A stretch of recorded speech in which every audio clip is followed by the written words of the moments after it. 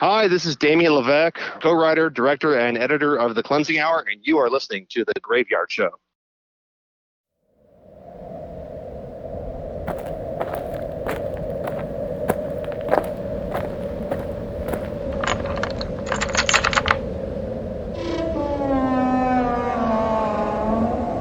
Welcome to The Graveyard.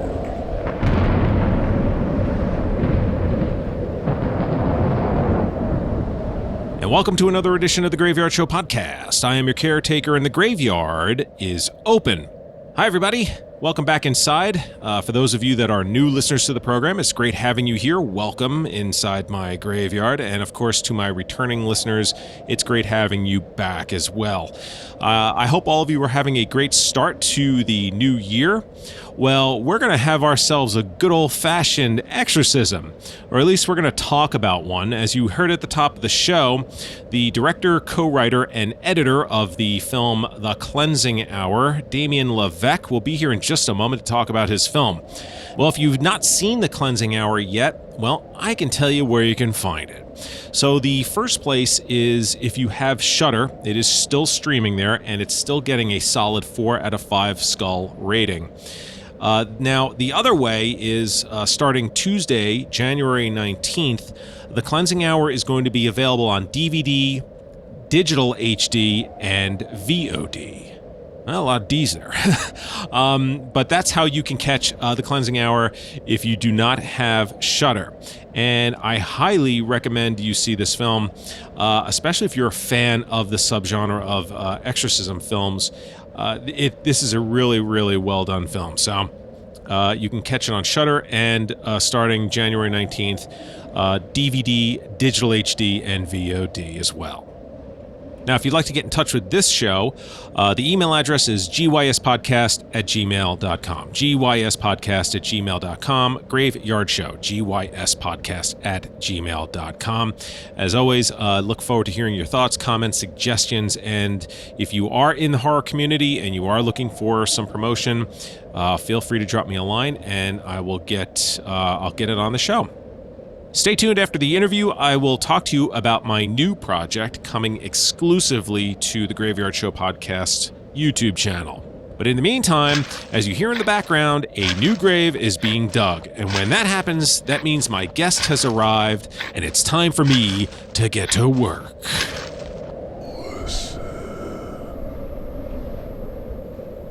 The Cleansing Hour is a story of two men, Max and Drew, who stage elaborate exorcisms for a webcast until one day when the possession becomes all too real. As I just mentioned, it will be available on DVD, digital HD, and VOD on January 19th. And if you have Shudder, you can still catch the film streaming there as well. Damien LeVeck is the director and co-writer of the film, as well as the editor of the film. And it's great to have him here joining me right now on the Graveyard Show podcast. Damien, thanks for being here, and Happy New Year. Happy New Year. Thanks for having me on. Well, congratulations on the film. Originally, this was a film short that you directed in 2016, and you also co-wrote the script with Aaron Horowitz. So how did the two of you come up with the story? Well, it really starts from our background in reality TV, and as an editor, I've been working professionally as an editor for about 15 years. My fascination with the power of editing and the way that you can sort of trick people into believing something is real that has completely been staged. And if you've ever seen any one of those World Star Hip Hop videos or Live League videos, it's like a grainy cell phone. All of a sudden, it feels more real for people. It's more verite. So I sort of combined that with my love of horror, specifically exorcism, possession horror, and just, that's how it came about. I just thought, took these two things that I love, and what would happen if two guys who staged exorcisms, got their comeuppance? So was the idea for the short, was that going to be used as a calling card for this to be made into a feature, or was this going to be more for sort of a reel for you as a director and for you as writers? All of the above. I mean, it was the main intention was to make a proof of concept for the feature film. And, I believe very strongly that, if you're going to spend all the time and money to make a a good short film, then you might as well do it for something that's going to serve a bigger purpose, which is to make a proof of concept for a feature. So if you get the DVD, the short film will be on the DVD, so you can sort of see that evolution from like short to feature, because like the main story remains the same, but it is stretched into 90 minutes, and visually it is significantly different. And it is very much represents like 4 years of my life. It was, no easy thing putting all that together. So how did the film become a feature once it was made into the short? How did that process go about? It went about, writing the feature length screenplay, and then sort of concurrently raising money.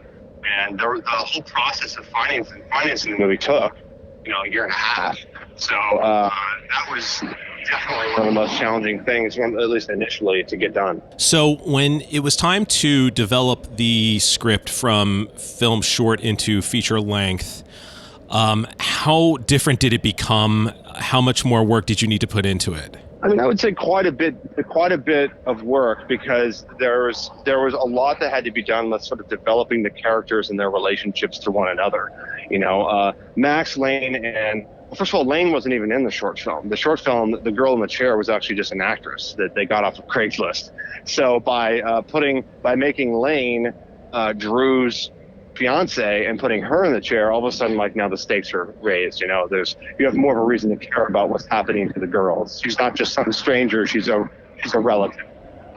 So that was a really big change. And then also really upping the stakes and making everything bigger. I really wanted to make sure that, if you had seen the short, you were going to be in for a surprise when you see the feature, because, the effects are bigger. There are monsters, there's CG, there's practical effects, there's explosions, there's blood, there's everything that you want. When the film became a feature, as the director of now both films, did you feel like directing the short gave you a head start in being able to plan the feature, or was it basically starting all from scratch as the director, since now you're in a much longer format and pacing and everything else? It was absolutely a head start, no question, because there were so many challenges in making the short film. At least all of those challenges I was ready for whenever we made the feature. I mean, there were things involving, we had a live studio set built on the set. There were webcast cameras that were actually functioning that we would switch between. There were screens that had content on them. All of these things we did on the feature as well, just to a larger degree. So it helped in planning for that sort of stuff, and it also helped with understanding how we're going to shoot this movie, knowing that on every take you have to do a take for the webcast cameras, so that you have at least one take clean of just what the webcast cameras see. So those are a couple examples of how, making the short first prepared me for the feature. So essentially then, so you would shoot it with your cameras for the film, and then the film within a film, then you would actually have to restage everything again. So you're basically doing a lot of this twice, right? Yep. Oh, yeah. Yep. Oh, my gosh. Wow, that's wow. Talk about having to really kind of keep continuity. How much extra did that put on your shooting days as far as having to duplicate everything? Well, my background as an editor has allowed me to be very, very specific about what I shoot and what I'm planning on using. So I never actually did a take or a setup for anything that would be left on the floor. So I only ever really did that whenever I knew in the story that we needed to see what the webcast cameras were seeing. So, for example, whenever, I hope anybody who's listening to this hasn't, have not seen the movie, spoiler alert, but whenever Tommy catches on fire, we have to, the audience, people who are watching the show, have to react to that. So we need to make sure that the webcast cameras see all that happen. So you have to do a clean take in that respect. But sometimes we didn't need to do that because I knew that all the action would be taking place on the other side of the set or in the bathroom or something like that. So there was no reason for me to have to do it every single time, but we did do it a lot, and it just took a lot of planning. Well, let's talk about that, because you do have an extensive background in editing. How much of that background really helped prep you for directing? So much. It makes me a better writer. It makes me a better director. For years and years and years, I mean, I still make my living as an editor editing other people's stuff, and every single day that you're cutting, you wish that you had that shot, or you wish that you had that insert. So, whenever I'm shot listing and I'm doing storyboards, I'm like, yes, I'm getting all the footage that I know I'm going to need whenever I piece this movie together. And then in terms of just performance, understanding tone and understanding character and performance, that is something that's very much shaped by editing. But so as a result, I was able to approach all the moments when we were filming with the actors with sort of like the edited movie in my head, and being able to like guide them and say, here's what I need for this moment, knowing that that's going to be on screen. It's interesting because I think you're the fourth director I've had on the program now that came from an editing background. Patrick Lussier, when he was on for My Bloody Valentine 3D, Kevin Greuter when he was on for Saw 6, and just recently Jay Cheel for Cursed Films. I always find it interesting how editors move into directing, and it seems like quite an effective way of getting into the director's chairs through editing. I'm kind of surprised more people don't really try to do that. Yeah. Well, I don't know. I mean, I think that editing is definitely a craft. It's an art form, and it's not for everybody. It takes a certain kind of mind to be able to sit there and just sift through footage, over and over and over again all the time. So it's not for everyone. But I would think too, though, that because you're cutting it, when as the editor you're cutting it and you're looking at shots and you're giving director's notes as to maybe what they didn't get, or maybe what they should get before they shoot the scene, you have that now in your brain as you're planning for it, and you had mentioned storyboards. So did you storyboard the whole movie or just certain scenes? We storyboarded like key sequences, especially the VFX sequences, and like bigger moments.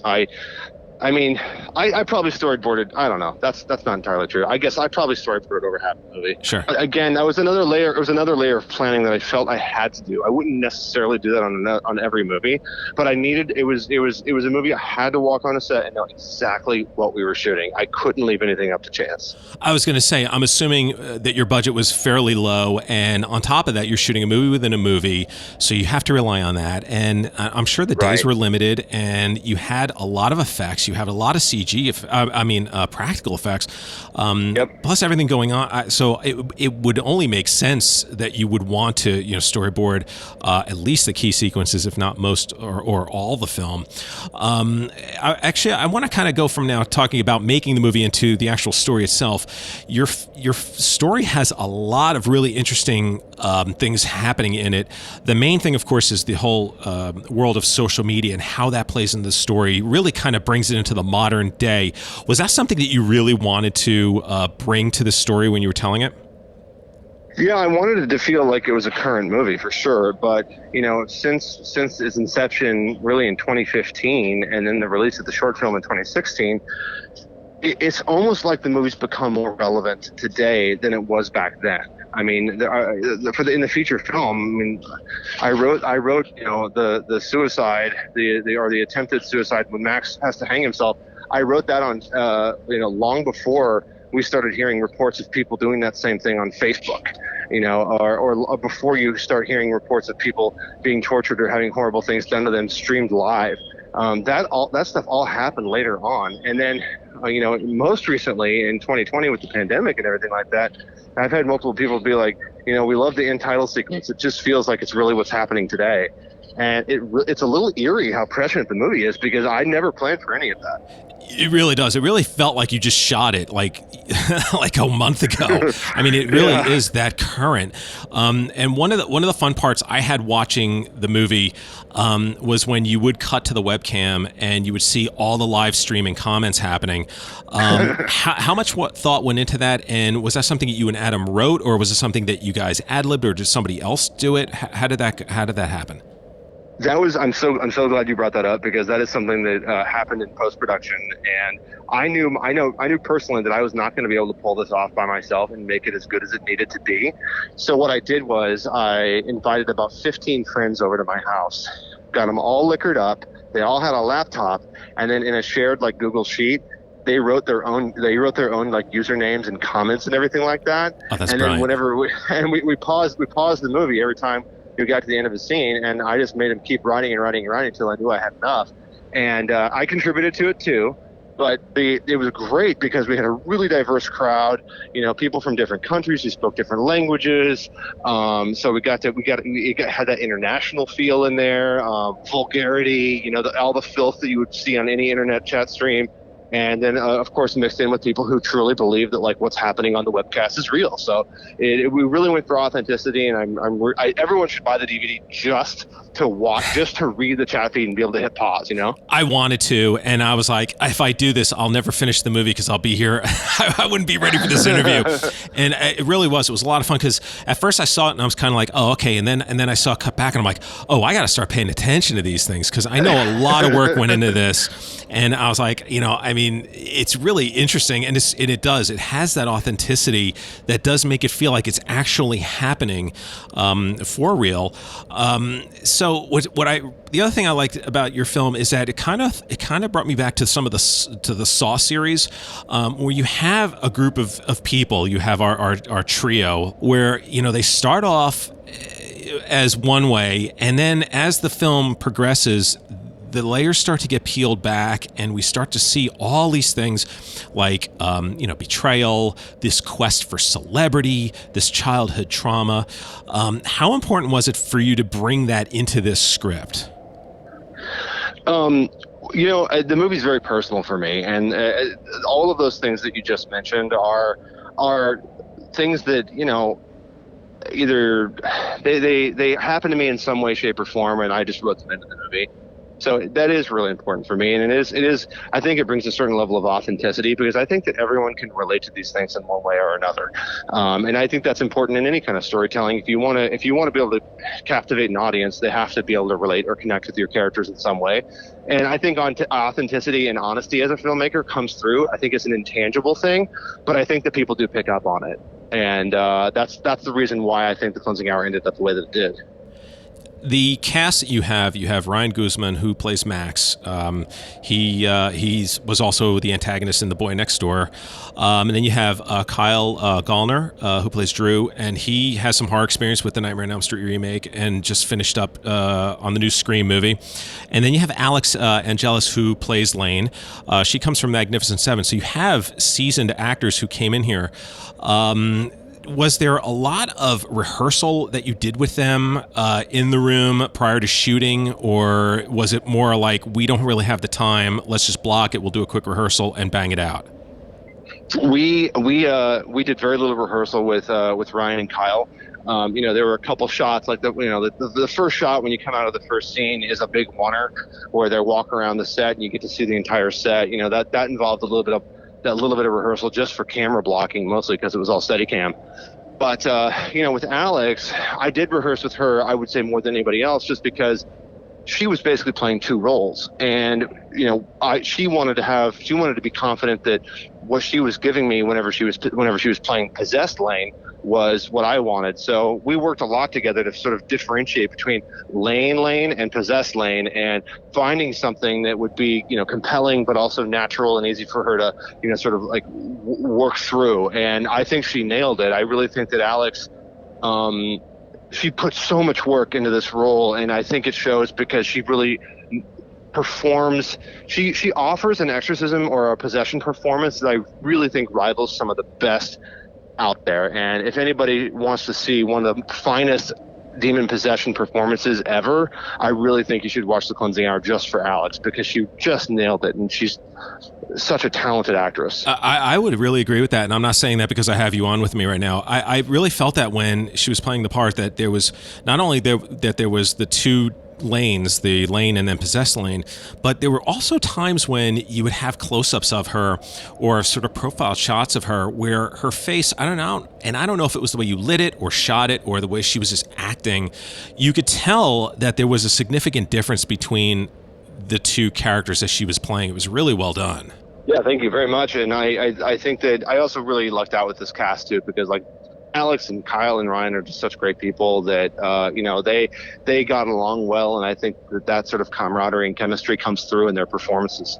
I thought so too. I could see it. You could tell You can watch some movies where you could just see it. There's really that they're acting, but in this one, you really did feel like you lost the fact that you were watching a movie. Yeah. And that's always a great sign when you have actors and direction where it just feels very fluid and natural. With Alex, obviously the possessed voice, you had to have that ADR sessions with was Tara Kirshian. Tara Kirshian, yeah. Yeah, she did the voice. So how mindful did Alex have to be when she was saying her lines as possessed Lane for Tara to then go back and ADR those lines? We did not plan on Tara doing the ADR. I didn't actually know how I was going to do the demon voice. I'm not ashamed to admit that. Like whenever I made the short film, I blended two other women's voices with Heather Morse's voice to sort of create and pitched them down and mixed them in sort of different ways to create the demon voice. I didn't want to do that in this movie. So through the process of doing the sound design, I said, okay, I want to try doing the dubbing since other things weren't working out. And then took a lot of care. Like when Tara came in, I was giddy as a schoolgirl because her performance sounded so good. Just in the booth, it was like, oh my gosh, this is so perfect. I couldn't be happier.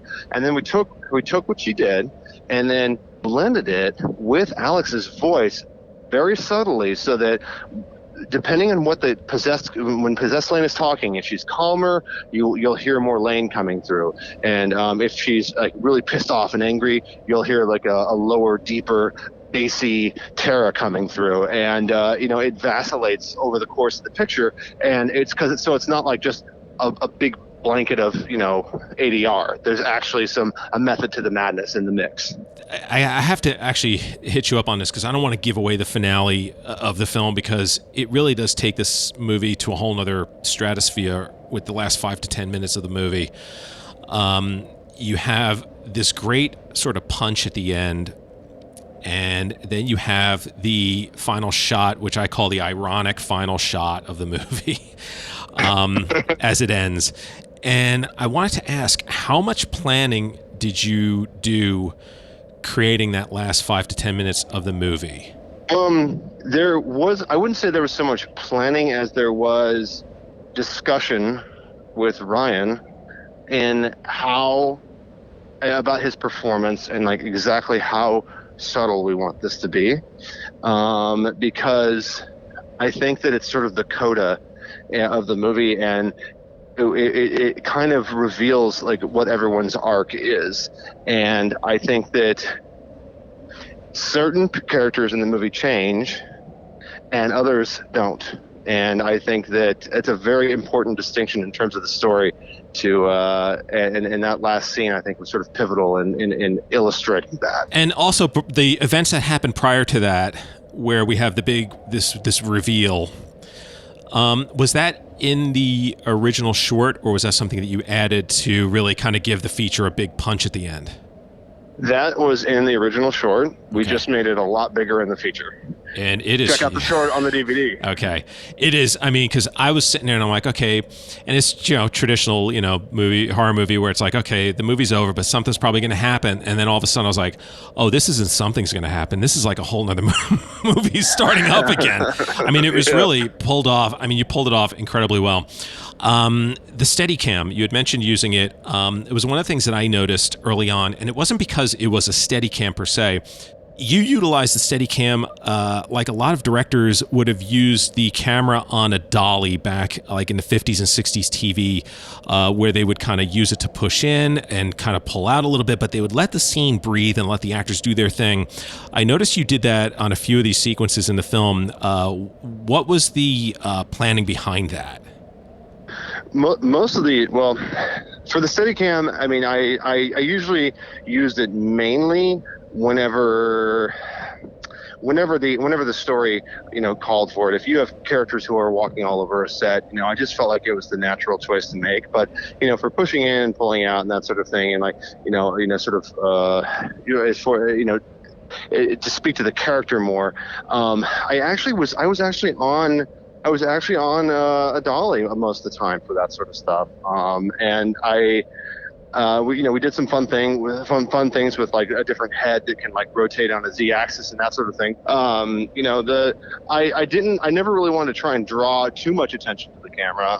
I love how you utilize the frame. There was, the movie takes place in one room for the most part. So it was really important to me to make sure that that our set looked interesting from all angles, and that, we try and do something different with the camera, from moment to moment, so that, it doesn't get tired. So I really did try, given the time constraints and budget, everything that we had, all the challenges we had making this movie, that I do my absolute best to make it visually interesting with the camera. And I have to give a shout out to Jean-Philippe Bernier, who was my great DP, who helped so much with this and bringing this to life.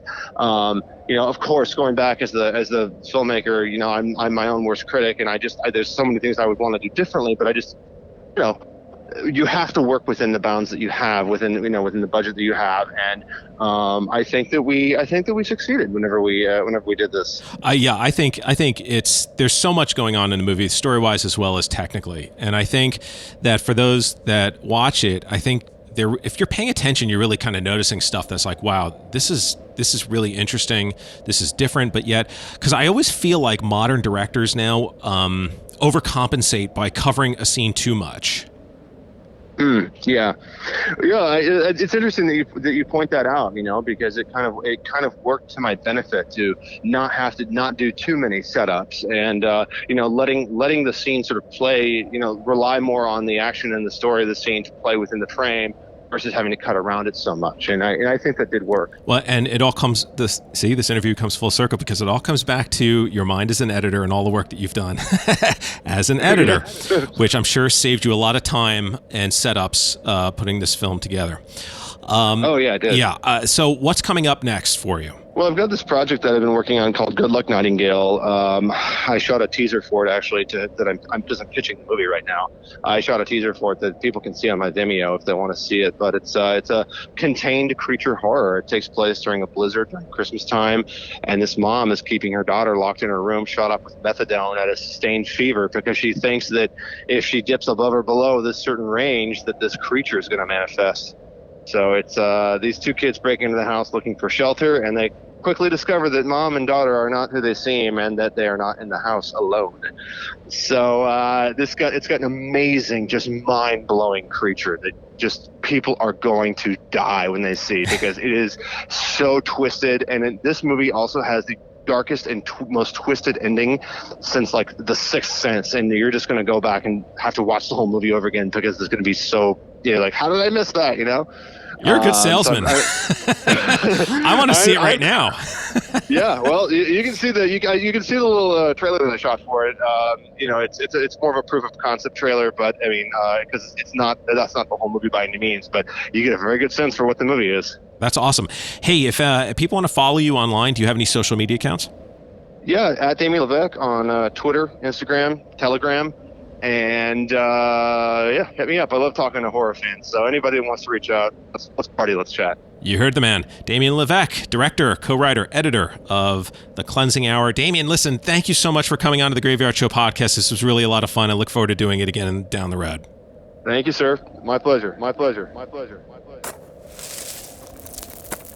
And as I put this interview to rest, I would like to once again thank Damien LeVeck for joining me on the program. It was really great having him on the show, and it was a lot of fun interviewing him. I told him after the interview that I really felt like his film had all the makings of becoming a modern-day classic. And I didn't say that lightly. I really do think that this film separates itself from the subgenre of films of exorcism, and I think it's a really solid horror film as well. So again, if you have not seen The Cleansing Hour, you can catch it still streaming on Shudder, or you can catch it on digital, HD, VOD, and DVD starting on Tuesday, January 19th. I highly recommend you check it out. And as I mentioned at the top, the film is still getting a very solid 4 out of 5 skull rating from the subscribers on Shudder that have seen the film. All right, so as I mentioned at the top of the program, I was going to tell you more about my newest project that will be added to the Graveyard Show podcast's YouTube channel. And last podcast, I had mentioned what the name of this new show will be. And it's going to be called Catacombs of Horror. Now, who knew I had these really awesome catacombs underneath my graveyard? I had no idea. So, unlike the Graveyard Show podcast, which is an interview-driven show, Catacombs of Horror is going to be a little different. It's a place for me where I can go and talk about things going on in the horror genre. The Catacombs of Horror, it will be up and ready to go on the Graveyard Show podcast's YouTube channel by the weekend of January 23rd and 24th. So you can go to youtube.com and look up the Graveyard Show podcast, and you will see Catacombs of Horror included in the channel. So I'll tell you a little bit about the first episode. It's a conversation that I have with the director of the 80s horror documentary In Search of Darkness, Part 1 and Part 2, David Weiner. He and I are going to have a conversation as to what we think best represents 1980s horror in 4 categories. So the 4 categories are franchise, scream queen, director, and villain. And again, it's not a debate, it's not an interview, it's a conversation. We will each make a selection as to what we think best represents each of those categories, and we lay out the reasons why. It's a lot of fun. David had fun doing it. I had a lot of fun doing it as well. And it was a great reminder why I do an audio podcast. Putting together a video show is a lot of work. There's going to be a lot of video clips in it, stills, there's music in it, there's title sequence, there's all kinds of stuff. So I hope you join me inside the Catacombs of Horror on the Graveyard Show Podcast YouTube channel. And of course, you can always subscribe to the Graveyard Show Podcast YouTube channel as well. Looking ahead to the next podcast, I will be interviewing director Steven Kostanski. He is the director of the upcoming film PG, Psycho Gorman. And we will talk about his film on the next show. The Graveyard Show podcast is available on Stitcher, Apple Podcasts, Spotify, iHeartRadio, Amazon Music, and everywhere podcasts exist. And of course, as I'd mentioned so many times so far, you can find the Graveyard Show podcast on YouTube, as well as the soon-to-be uploaded Catacombs of Horror. In the meantime, my friends, as I said, stay safe, stay healthy. I look forward to seeing you back here on the next podcast. In the meantime, as you exit the graveyard, I would like to remind you to please lock the gate behind you. We wouldn't want anyone to get out. Until next time.